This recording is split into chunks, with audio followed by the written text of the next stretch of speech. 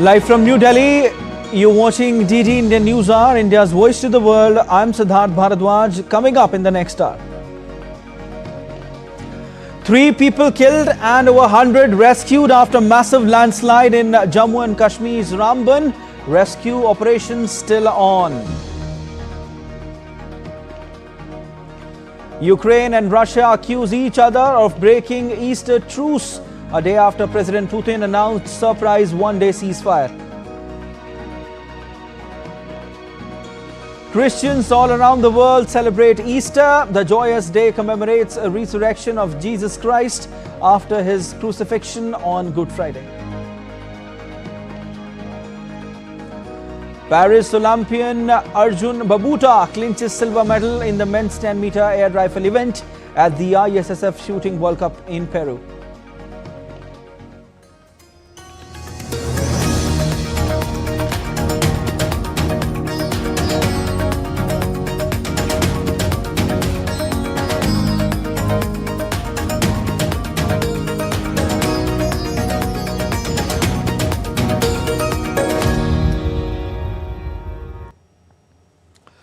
Russia President Vladimir Putin has announced an unexpected and brief unilateral Easter truce in Russia's conflict on Ukraine, while Ukrainian President Volodymyr Zelenskyy insists that Russian artillery fire are ongoing. Russia's President Vladimir Putin announced a unilateral Easter ceasefire on Saturday. He ordered his military to halt all battlefield action for 30 hours from 1500 GMT on Saturday until the end of Sunday. Based on the humanitarian considerations, today starting from 1500 GMT to midnight Monday, the Russian side announces an Easter ceasefire. I order a stop to all military activities for this period. We assume that Ukrainian side will follow our example. However, our troops should be ready to repel possible ceasefire violations and provocations by the enemy. Our decision regarding the Easter ceasefire will show how sincere is the readiness of Kyiv regime, its desire and ability to comply with the agreements and participate in peaceful negotiations directed at eliminating the root cause of the Ukraine crisis. The announcement came during a meeting with Russia's chief of the general staff, where Putin outlined the terms of the truce. Putin also issued a warning, stating that Russian troops should remain prepared to respond if Ukraine violates the ceasefire. However, Ukrainian President Volodymyr Zelenskyy accused Russian President Putin for already breaching the Easter truce. In a post on X, Zelenskyy said that fighting continued in Russia's Kursk and Belgorod regions and Russian drones were still in use, but added that some areas had become quieter. He reiterated his support for longer truce, saying that 30 hours is enough to make headlines, but not for genuine confidence-building measures. Meanwhile, Ukraine and Russia conducted their largest prisoner exchange since the conflict began over 3 years ago. 277 Ukrainian service personnel returned home from Russian captivity on Saturday, taking the total number of returned prisoners of war to 4,552. While Moscow's defense ministry said that 246 servicemen had been handed over by Kyiv, it said a further 31 injured prisoners of war had been handed over to Ukraine and 15 of its own wounded servicemen had also been returned by Kyiv. Putin's unilateral move followed Trump's announcement that it could abandon peace talks within days unless Moscow and Kyiv showed they were serious about negotiating. Bureau Report, DD India. Meanwhile, Russia claimed on Sunday that it had repelled Ukrainian attacks overnight in eastern Donetsk, accusing Kyiv of violating the unilateral Easter truce announced by President Vladimir Putin. According to the Russian Defense Ministry, Ukrainian forces attempted assaults in Ukrainian-held Donetsk despite the holiday ceasefire. Moscow said its troops responded and pushed back the advances. Israeli Prime Minister Benjamin Netanyahu has reiterated to continue military action in Gaza, stating that Israel has no choice but to keep fighting and vowed to eliminate Hamas. In a late-night televised address, Prime Minister Netanyahu said that he had instructed the military to intensify pressure on Hamas. His remarks comes as Hamas rejected an Israeli proposal for another temporary truce and instead demanded a deal to end the conflict in exchange for the release of hostages. I have ordered the IDF to respond firmly and further increase the pressure on Hamas. We are in the war of rebirth. the war on 7 fronts. This war has very heavy prices because any such loss is a world in and of itself. But we, as the people who desire life, have no choice but to continue fighting for our very existence until victory. עד הניצחון. Meanwhile, Prime Minister Netanyahu is facing enormous pressure at home. On Saturday, dozens of protesters clashed with police in Tel Aviv as they were demanding an end to the conflict and the release of remaining 59 hostages held in Gaza. Families of Israeli hostages also demanded answers from Netanyahu about his plans to negotiate on the return of remaining hostages. In another development, Hamas on Saturday published a new video of Israeli hostage Elkanah Bobot, marking the third such video of Bobot to be published in the past month. The latest video showed Bobot with a shaved head sitting in a small room, speaking on a landline phone, and he also appears distressed and desperate. This clip also caused shock and concern about the safety of hostages. Iran and the United States agreed on Saturday to begin drawing up a framework for potential nuclear deal. At their second indirect meeting in a week, Iranian Foreign Minister Abbas Araghchi negotiated for 4 hours in Rome with Trump's Middle East envoy Steve Witkoff through an Omani official who shuttled messages between them. Later, speaking on state TV, Araghchi described the engagement as useful and conducted in a constructive atmosphere. He also hoped Tehran will be in better position to judge the possibility of reaching an agreement. As I said, the negotiations were held in a constructive atmosphere, and I can say that they are moving forward, and we are moving forward. There is no reason for too much optimism. We cannot say that we are really optimistic. We must be very cautious, but there is no reason for much pessimism either. We must walk a middle path, reasonable and calm. The top negotiators would meet again in Oman next Saturday to review the experts' work and assess how closely it aligns with the principles of a potential agreement. Also, the death toll from US airstrikes on an oil port in western Yemen rose to 80 on Sunday, marking the deadliest day since the United States escalated its aerial campaign against Houthis. US airstrikes on Thursday paralyzed the Ras Isa fuel port in Yemen's Hodeidah. According to the Red Sea Ports Authority, the port, once used for export of crude oil and import of derivative products of oil and gas, now it is completely out of service. A few weeks ago, US President Donald Trump's administration announced a major military offensive against the Houthis. It also said the airstrikes were aimed at forcing the Houthis to stop threatening ships sailing on the Red Sea. Despite the US attacks, Houthis promised to carry out more operations. The United Nations Development Programme is hoping to deliver $1.3 billion over 3 years to support Syria, including by rebuilding infrastructure and backing digital startups. A roundtable on Syria, hosted by the Saudi Finance Minister and World Bank, is set to take place on the sidelines of the annual meetings of the IMF and World Bank in Washington, D.C. next week. Since former Syrian leader Bashar al-Assad was toppled last year after a nearly 14-year conflict, his successors have called on the international community to lift sanctions imposed against the country during his rule. So far, most of those sanctions remain in place, with the United States and other Western countries saying the new authorities still need to demonstrate a commitment to peaceful and inclusive rule. In the United States, thousands of protesters rallied on Saturday across the country for a second major round of demonstrations against Donald Trump and his hardline policies. Protesters carried banners and chanted "Trump must go now" outside the White House in Washington, D.C. Some demonstrators chanted in support of migrants whom the Trump administration has deported or has been attempting to deport, while expressing solidarity with people fired by the federal government and with universities whose funding is threatened by Trump. People also took to the streets of Chicago to voice their concern to President Donald Trump's policies. People also gathered in New York City to protest against President Donald Trump's administration, chanting "No fear, no hate, no ICE in our state."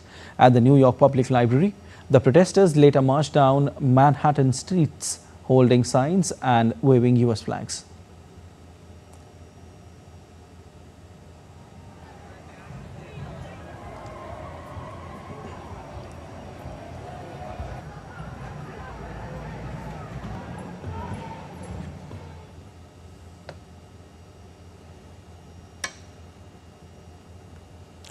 Demonstrators also gathered in Miami, Florida to speak out against the latest actions by Trump administration.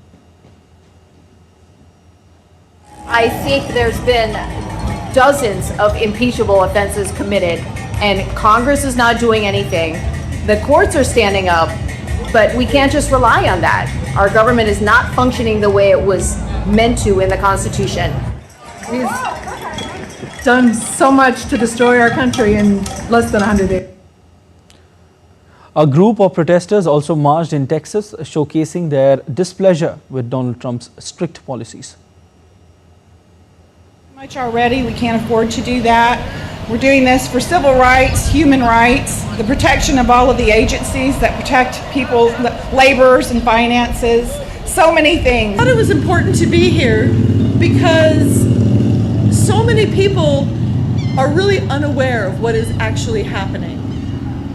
And a group of people who have been driving by here on vacation, people who are driving by here anyway, it makes them at least see it and makes them maybe go back and look it up and question it and see what is really happening with our government and the rights that are being taken.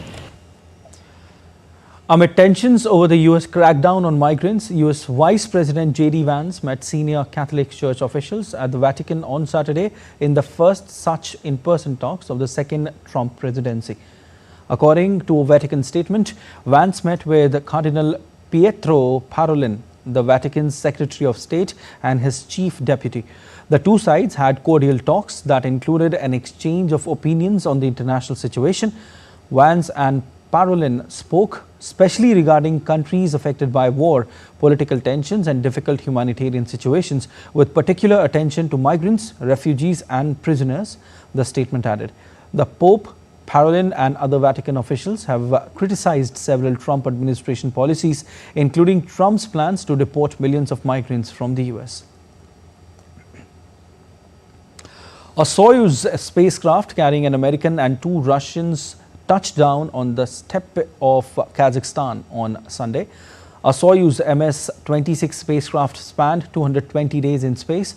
NASA astronaut Don Petit, Russian cosmonauts Alexei Ovchinin and Ivan Wagner orbited the Earth 3,520 times and completed a journey of 93.3 million miles over the course of their mission. Russia's Roscosmos space agency said that its deorbiting and descent to Earth were normal. And still to come on DD India NewsHour. Prime Minister Modi to embark on a two-day visit to Saudi Arabia from April 22nd. Visit to further strengthen the already robust ties with this strategic partner.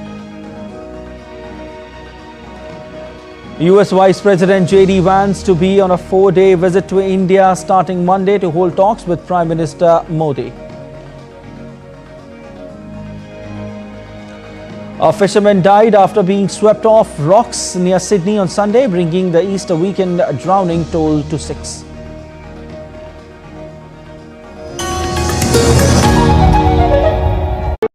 Bharat welcomes the world to a new era of creativity. Waves World Audio-Visual and Entertainment Summit as Mumbai hosts the global stage for creativity and innovation. Connecting creators through Creatosphere, where emerging voices rise. Wave Accelerator, where ideas meet global investors. Waves Bazaar, a global marketplace for content. Connecting countries through global media dialogue and industry roundtable. Bharat Pavilion, capturing India's rich history of storytelling. Waves के रूप में भारत एक ऐसा platform बनाने जा रहा है जिसमें दुनिया के एंटरटेनमेंट लैंडस्केप पर उसको बदलने की क्षमता होगी. From culturals to cinema, gaming to animation, fueling the next wave of entertainment. Connecting creators, connecting countries. Waves 2025.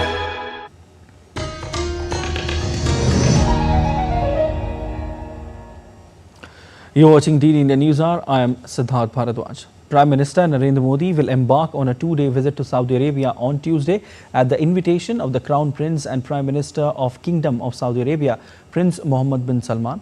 PM Modi will be welcomed in Jeddah by Crown Prince himself. The two leaders will co-chair the second meeting of the Strategic Partnership Council. Several MOUs between two sides are also expected to be signed after the bilateral talks.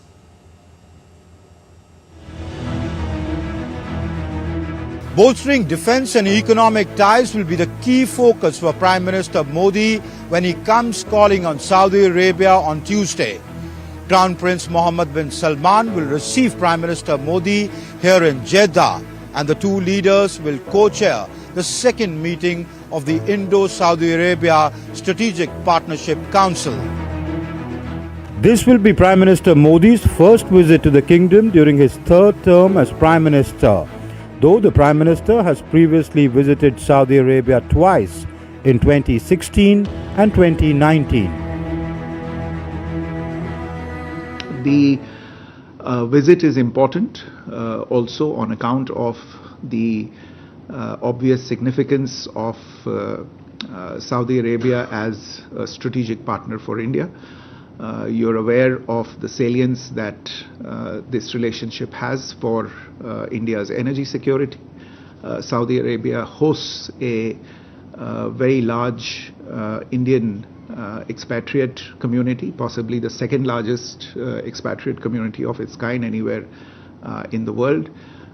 Saudi Arabia is a leading voice in the Islamic world and is increasingly playing an important role in regional developments. And therefore, from all of these perspectives, the visit provides an opportunity to build on the already strong relations with this strategic partner. The visit would see signing of several memoranda of understanding between the two sides in various sectors, including energy. We signed the memorandum of understanding in the field of electrical interconnections and green and clean hydrogen and supply chains.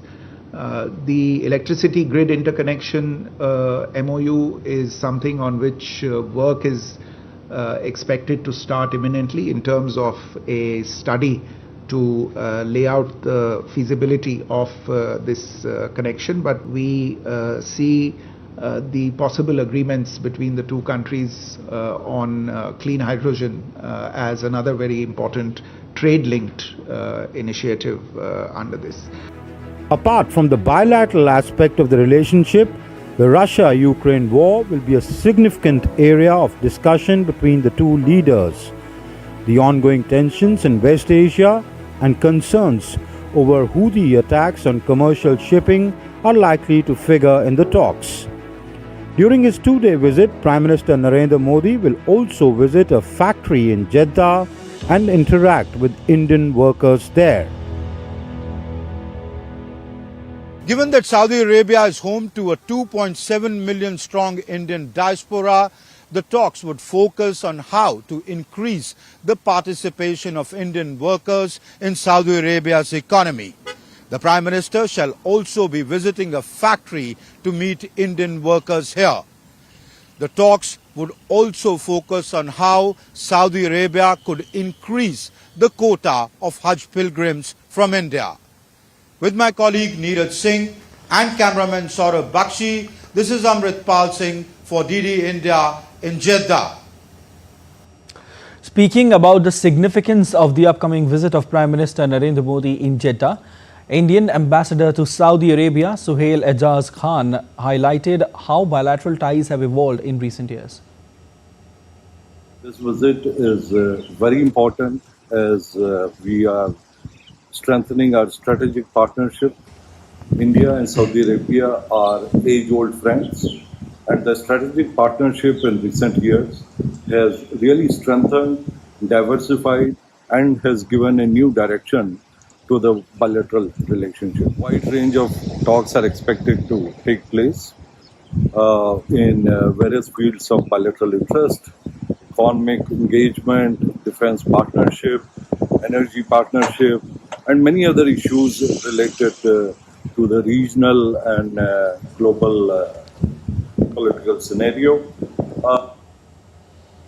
All right, and in a short while from now, we'll be joining live with our correspondent Amrit Pal Singh from Jeddah. Meanwhile, Prime Minister Narendra Modi is all set to visit Saudi Arabia from April 22nd and 23rd, and this will be Prime Minister Narendra Modi's third visit after 2016 and then in 2019. The relations, of course, between two countries have strengthened over the years. Prime Minister Narendra Modi will also be visiting a factory and will have a conversation with the Indian workers there.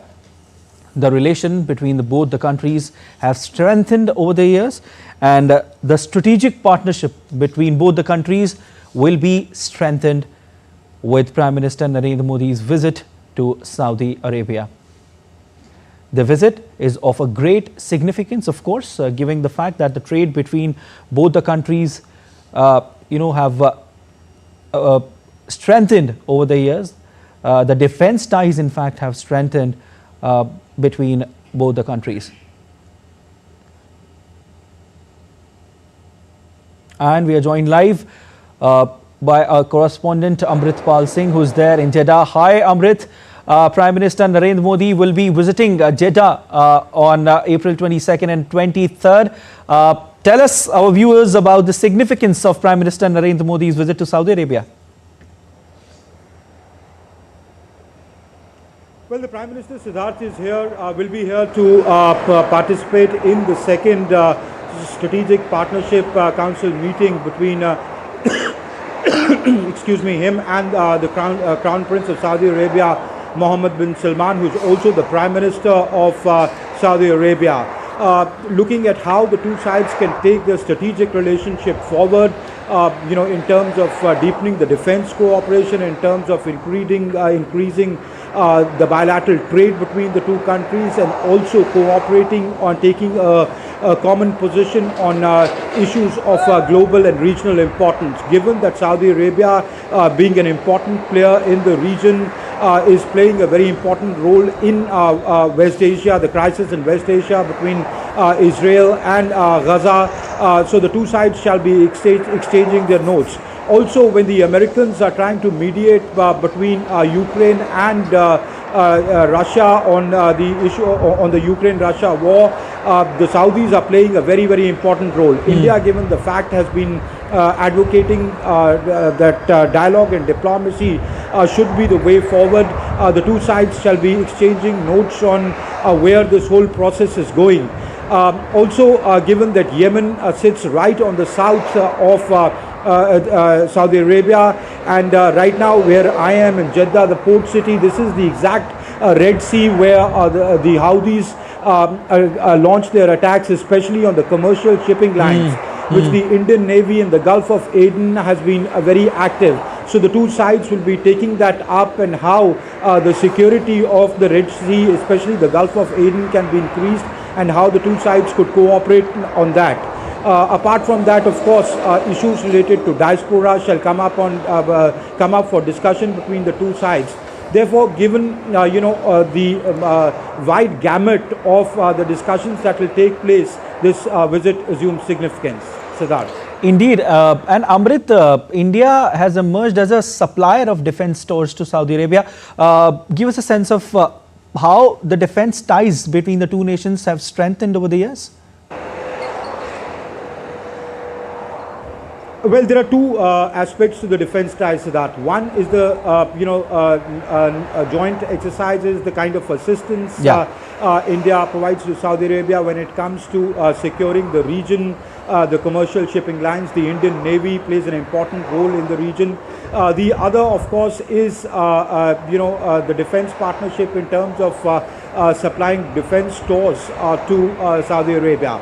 The two sides will be talking about how this cooperation can be taken forward. As you know, Make in India and Make for the World is a key focus of this government. So essentially, Saudi Arabia, which depends upon primarily the foreign countries for their defense needs, India has emerged as a reliable partner and a steady partner in meeting their defense needs when it comes to supplies. So in that sense, when the two leaders sit and talk, they shall be looking at how that can be upscaled. Siddharth? All right, we leave it there. Amrit, thank you so much for joining in. US Vice President J.D. Vance will be on a 4-day visit to India from Monday, 21st of April, marking his first official trip to the country and his first to Asia since President Donald Trump took office. Accompanied by his wife Usha Vance, their children and senior officials, Vance will meet Prime Minister Narendra Modi on Monday in New Delhi. He is also scheduled to visit Jaipur and Agra during his stay. The visit aims to strengthen bilateral ties and discuss key regional and global issues. Japan will emphasize fairness in any discussions with the US on exchange rates, Prime Minister Shigeru Ishiba said on Sunday as bilateral trade talks grabbed global attention in President Donald Trump's tariff offensive.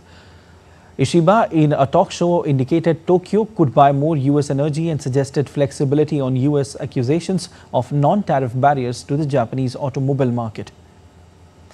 Trump, who unexpectedly joined the first round of US-Japan talks on Wednesday and touted big progress, has indicated he wants the negotiations to include his accusations that Tokyo intentionally weakens its currency to give its exporters an unfair advantage.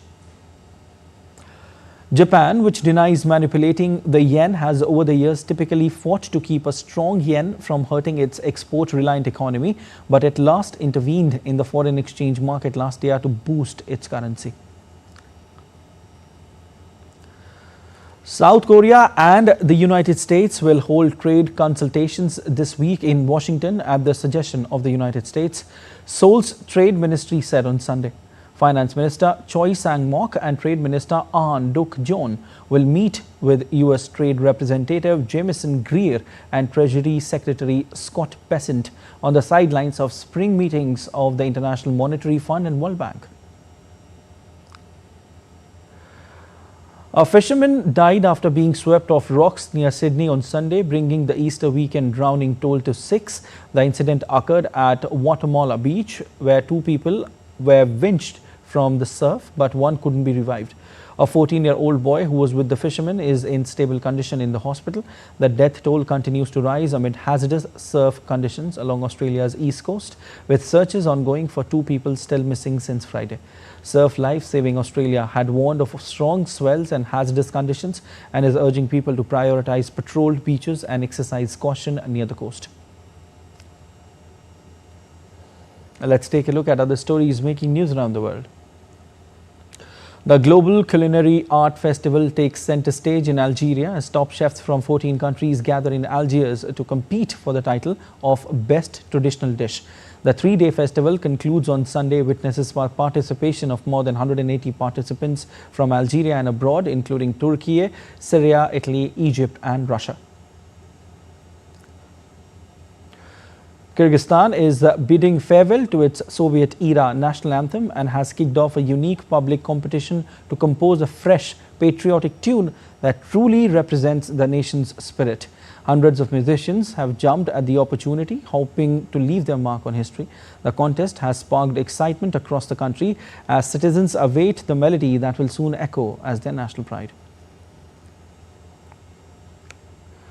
A 21 kilometers half marathon featuring 20 robots was held at Beijing, with 8 battery stations installed along the course to ensure continuous energy supply for the robots. After an intense race, the Tiangong robot emerged victorious, completing the marathon in 2 hours, 40 minutes and 42 seconds. The 42nd Weifang International Kite Festival kicked off in Weifang, city of Shandong province, showcasing a stunning array of colorful kites from around the world. With 257 teams from 51 countries and regions participating, the festival highlighted the city's rich kite-making tradition, earning Weifang its title as the kite capital of the world. Still to come on DD India NewsHour. We will discuss in depth the current situation in Russia-Ukraine conflict.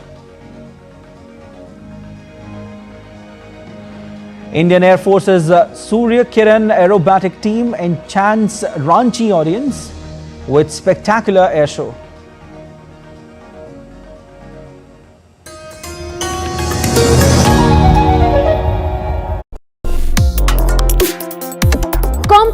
issues, hidden agendas, twists and turns, strategic games.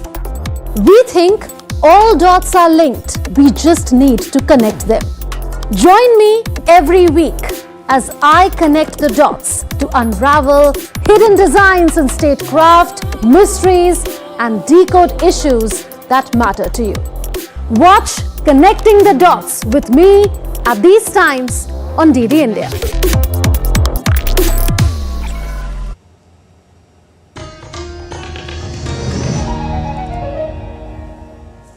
You're watching DD India NewsHour. I'm Siddharth Bharadwaj. 3 people killed and over 100 rescued after massive landslide in Jammu and Kashmir's Ramban. Rescue operation still on.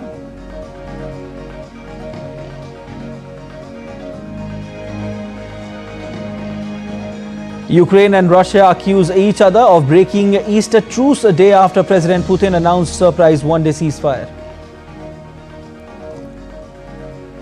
Christians all around the world celebrate Easter. The joyous day commemorates resurrection of Jesus Christ after his crucifixion on Good Friday.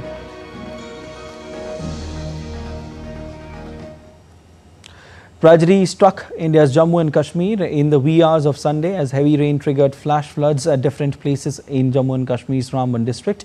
At least 3 people were killed and over 100 were rescued. Rescue and relief operation is underway. The incessant rain also triggered landslides and mudslides along the strategic Jammu-Srinagar National Highway, prompting traffic to be suspended. Ramban District Administration has released emergency contact numbers for 24/7 help at District Control Room. And the numbers are 01998 295500 and 01998 266 790.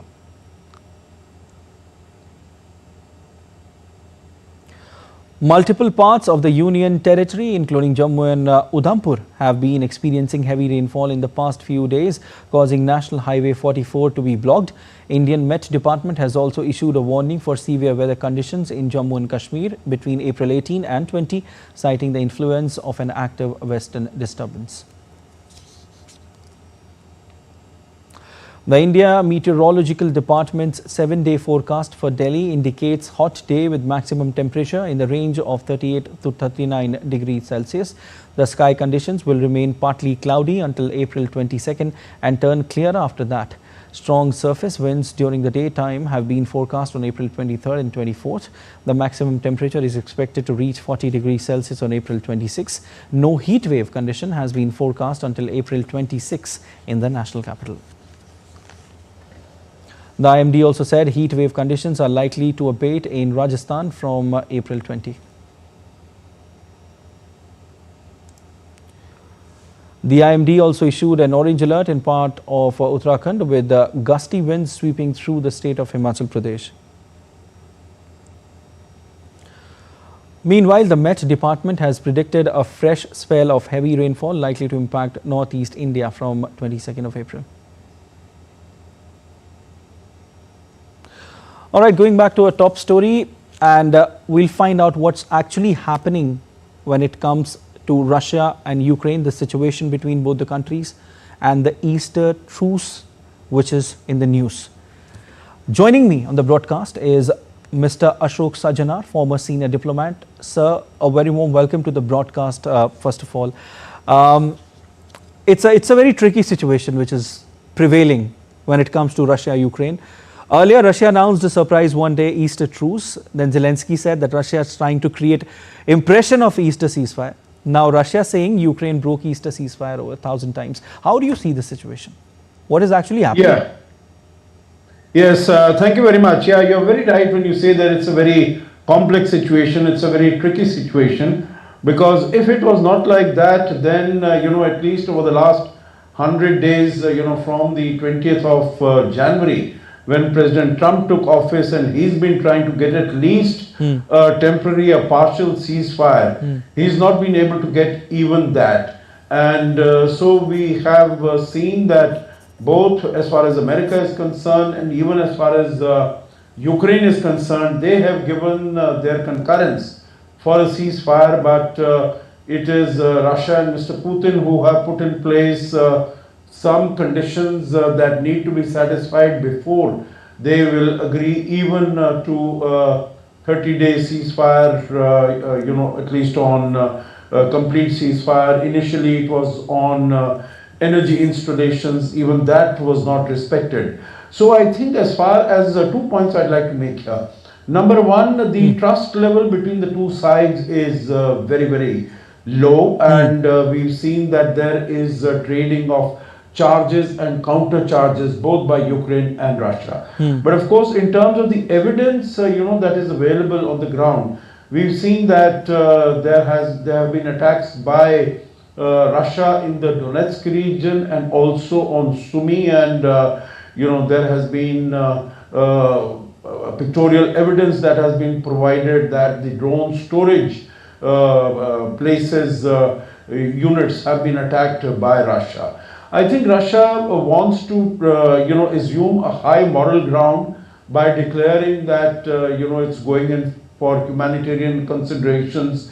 It is announcing this ceasefire because of what Mr. Trump has said, that either there is a ceasefire, there is a forward positive movement on, a pause as far as the conflict and fighting is concerned. Otherwise, the United States will sort of, move away back out, from these efforts. Yeah.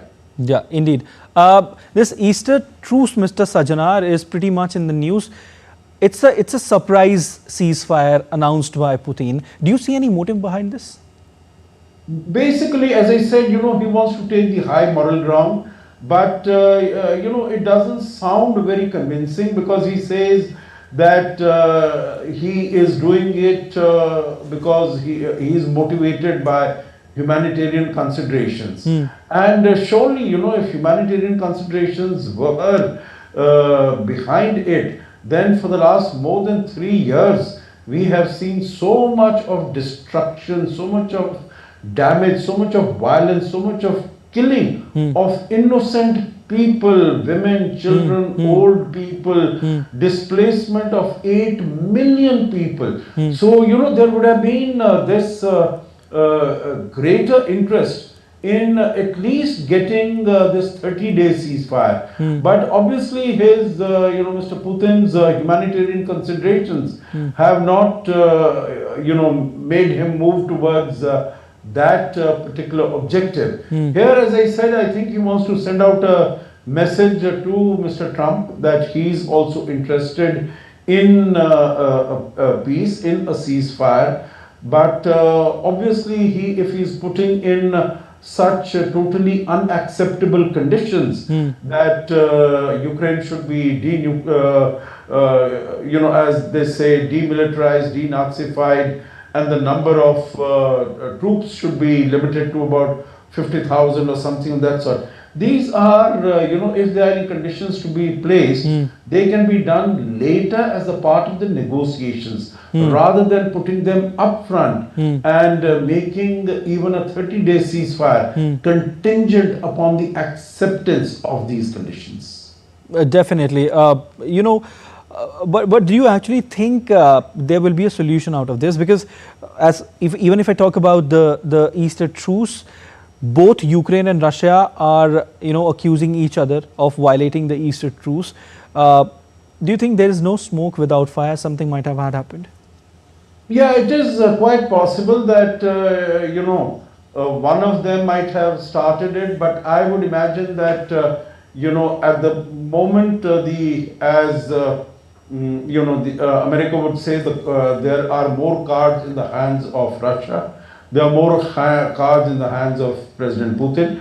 He is in a more advantageous position, and he's been trying to push forward. Although I must say that Ukraine has also been standing strong, and we heard earlier that Russia would be able to evict and eject all the Ukrainian troops and forces from Kursk. But over the last few weeks, we have heard nothing of that nature, that Ukrainian soldiers have been evicted out of the Kursk region of Russia. And it was earlier reported that the Ukrainian forces have been completely surrounded from all sides, and they have nowhere else to go. Either they'll get killed or they'll have to surrender. So obviously the Ukrainians are also, they have dug in, they are holding strong. And also we've seen even in whether it is Sumy or Kharkiv, Donetsk and Pokrovsk, these are places where Russia has been now battling for the last more than 9 months. And it's not really been able to make all that significant progress. So I think it has really come to a stalemate. And that is where, both sides need to recognize that rather than expending inflicting more damage on both sides, because damage is taking place on both sides, and more death and more destruction. They need to sort of, take a pause, go back and start negotiations, start talking, having a dialogue and diplomacy. And I think that is how they'll be able to come to some sort of a solution, whichever way it is, rather than putting preconditions even before even a 30-day truce can be agreed upon. Okay. So you're trying to say that conditions could be part of the negotiations, but they should not be put before both sides sit on one table and discuss about solution. No preconditions. I think whenever ceasefire, it should be without any conditions, because this way even Ukraine can also put totally unacceptable conditions, saying that all the territory, and then there will be no solution. Then there will be no solution. Okay, Mr. Sajjanar, is it too soon to ask that where this particular conflict is heading to, with United States, talking with Russia also on one hand, and it's talking with Ukraine also on the other hand, and there is no solution still coming out? It's been almost 3 months since Donald Trump has taken office, but there is no solution which is coming out, which actually he had promised in the campaign. You see, if the United States, first, as you would remember, 28th of February, there was this fracas in the White House between President Trump and President Zelenskyy. After that, there was a stoppage in terms of providing support and ammunition and equipment to Ukraine. After that, it was resumed by the United States. So we can see that it can, continue, but I do not think that there is going to be any decisive result on the battlefield. That is what India has been saying. That's what Prime Minister Modi has said, that no solution of any problem or any issue can be found on the battlefield. It has to be done at the negotiating table. And if there is this sort of a stalemate, so neither will Ukraine be in a position to push out Russia from the territories it has occupied, nor will Russia be able to make any significant addition to the territories that it is already occupying over the last, that it has been able to do so over the last more than 3 years. So I think it will be judicious and it will be prudent on the part of both sides that they come around the table and they start talking about it. And it is under these circumstances, I think, that both Ukraine as well as Europe would be willing to talk and try to find a mutually acceptable solution to the issue. Well, definitely, we also hope the same. We also hope that this conflict ends as soon as possible. But like you said, that it can only be possible when the two sides will sit on a table and talk, and that can only be done through dialogue and diplomacy, like our Honorable Prime Minister Narendra Modi say all the time. But we leave it there. Thank you so much, sir, for joining in on the broadcast. Thank you very much. Moving on, the two-day air show by the Indian Air Force's Surya Kiran aerobatic team will conclude today at the Namkam Academy ground in Ranchi in India's Jharkhand. The Indian Air Force's renowned Surya Kiran aerobatic team was formed in 1996 and is among the very few 9 aircraft aerobatics teams in the world, and the only one in fact in Asia. The team performed with passion, discipline and enthusiasm at the event, divided into 2 parts: the composite phase and the synchro phase. The Surya Kiran aerobatic team, popularly known as SCAT, inherits the motto Sadev Sarvottam with ease, aptly describing the adage, always the best. Let's take a look at other stories making news. Delhi's Chief Minister Rekha Gupta on Sunday flagged off over 1100 GPS-enabled water tankers to boost water supply in the city during the summer. The system will enable the tankers' location to be tracked on an IT dashboard from the Delhi Jal Board headquarters. The Maharashtra government distributed pink e-rickshaws to women with an aim to create employment. Under this scheme, the first 50 pink e-rickshaws were distributed to women in Nagpur by Chief Minister Devendra Fadnavis. Gujarat's Ahmedabad Municipal Corporation introduced a robotic device which is capable of carrying out underwater search operation at depths of up to 200 meters. The robot is equipped with camera and mechanical grabber. It can perform search tasks in low visibility conditions and retrieve objects weighing up to 100 kilograms. Christians across the world are celebrating Easter on Sunday, one of the most important and joyous festivals in the Christian calendar.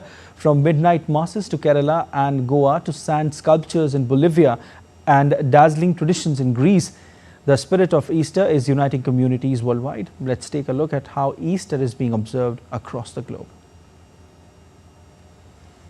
Celebrated Easter on Sunday, commemorating the resurrection of Jesus Christ on the third day after his crucifixion. One of the most significant festivals in the Christian calendar, Easter symbolizes the victory of life over death and brings messages of hope, renewal, and forgiveness. In India's southern state of Kerala, Easter was marked with deep religious fervor. Special midnight masses began on Holy Saturday, drawing thousands of faithful to churches across the state.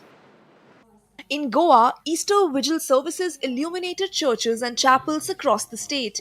The kindling of the Easter fire, lighting of the paschal candle, symbolizing Christ as the light of the world. On the Greek island of Chios, Easter was celebrated with a bang. Locals revived the centuries-old rocket war tradition, firing thousands of homemade rockets into the night sky at midnight, lighting up Easter night in a spectacular show of faith and festivity. Passage to adulthood for... We can't have Easter without the rocket war. It's a tradition that dates back to the time of the Turkish occupation, if not earlier. The number of rockets has been significantly reduced. People still come to watch, but it's no longer the thousands we once had. Partly due to past issues, still, the entire island of Chios experiences intense, especially tornadoes. And everybody is happy. In the Philippines, Catholic faithful gathered for early morning mass in the capital Manila. Worshippers prayed for blessings, good health, and a better life. In Bolivia, artists turned sand into sacred art, sculpting elaborate scenes depicting the crucifixion and resurrection of Jesus Christ. While in London, hundreds of Ukrainians gathered at the Ukrainian Catholic Cathedral for Easter services, carrying baskets filled with traditional Pascha cakes and decorated eggs. Hundreds of Russians attended the Easter Mass led by Patriarch Kirill overnight on Saturday through Sunday at Russia's main Christ the Savior Cathedral in central Moscow.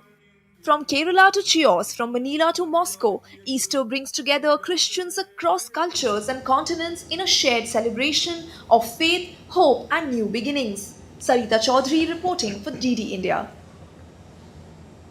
And still to come on DD India NewsHour. El Clasico of IPL as rivals Mumbai Indians lock horns with Chennai Super Kings in Mumbai.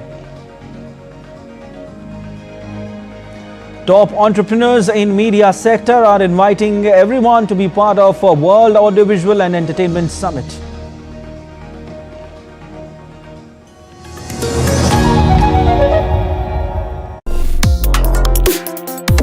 Complex issues, hidden agendas, twists and turns, strategic games. We think all dots are linked. We just need to connect them.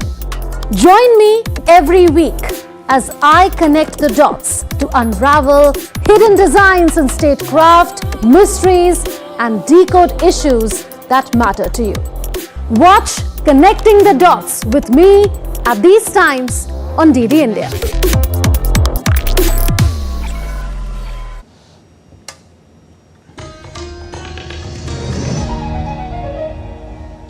You're watching DD India NewsHour. I am Siddharth Bharadwaj. Experts are hailing India as a global trailblazer in digital public infrastructure. With innovations like Aadhaar, UPI, DigiLocker and CoWIN, the India Stack is revolutionizing governance and service delivery.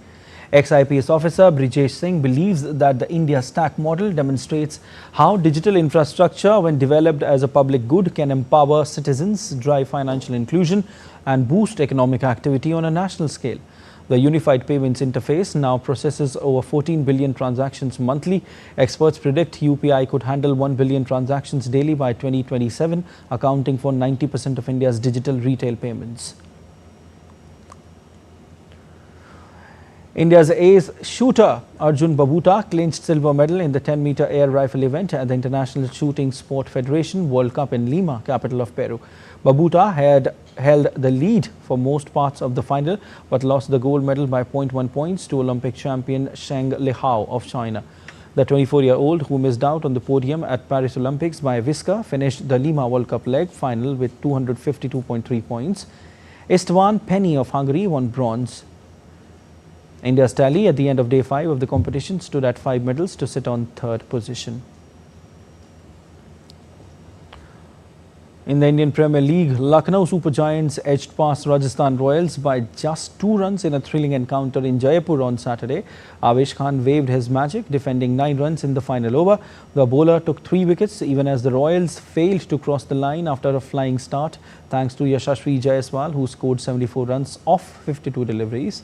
Earlier, Aiden Markram scored 66 off 45 deliveries, while Ayush Badoni hit 50 runs as Super Giants posted 180 runs for loss of 5 wickets after their captain Rishabh Pant won the toss and opted to bat first. This was Rajasthan Royals' 4th consecutive defeat this season.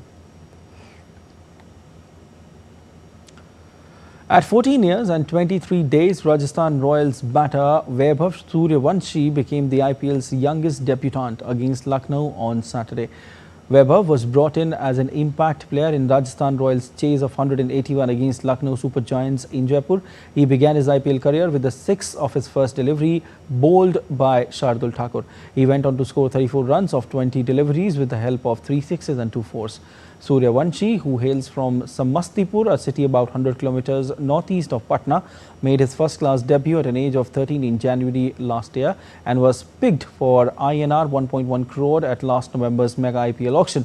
He had attracted the attention of IPL scouts when he made a 58-ball century for India in a youth test against Australia in September last year. Mumbai Indians will aim for a 3rd consecutive win when they take on Chennai Super Kings in Mumbai. Bouncing back after a slow start this season, Mumbai Indians have played some flawless cricket. They lost 4 out of their first 5 games, but Mumbai Indians prevailed over the Delhi Capitals and outplayed Sunrisers Hyderabad. They are currently placed 7th. A few wins will help them climb up the ladder. On the other hand, Chennai Super Kings have snapped a 5-match losing streak with an impressive win over Lucknow Super Giants, but they are languishing at the bottom of the standings. The upcoming match holds importance for both the teams. World number 2 Carlos Alcaraz beat 7th seed Arthur Fils 6-2, 6-4 to advance into his 3rd Barcelona Open final, where the Spaniard will face Denmark's Holger Rune for the title. 2-time champion Alcaraz, who claimed the trophy in 2022 and 23, reached the 3rd and final of the season after Rotterdam and Monte Carlo. Alcaraz saved the only break point faced to extend his winning streak to 9 matches.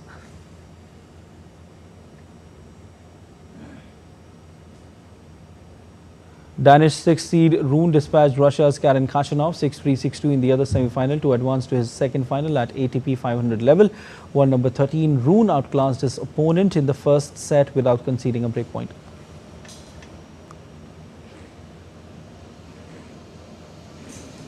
Corgi dogs raced head-to-head on Saturday in an annual Corgi Derby at the Musselburgh racecourse in East Lothian, Scotland. This year's event saw 4-year-old Corgi Juno from Edinburgh's Portobello pipped the 2023 champion Rodney with a final sprint at the race.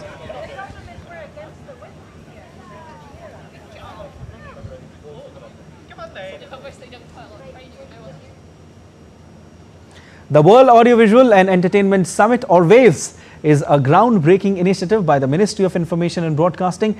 This initiative is set to take India's media and entertainment industry to new heights. From Bollywood celebrities to top entrepreneurs in media sector, everyone is lavishing praise on Waves and expressing their excitement for the summit set to take place in the month of May. Listen into what Managing Director PVR Inox Ajay Bijli has to say. Movies on the big screen. Imagine the entire world watching your movies on that same big screen. World Audio-Visual and Entertainment Summit. Waves is making that happen. Let's build the next blockbuster era together.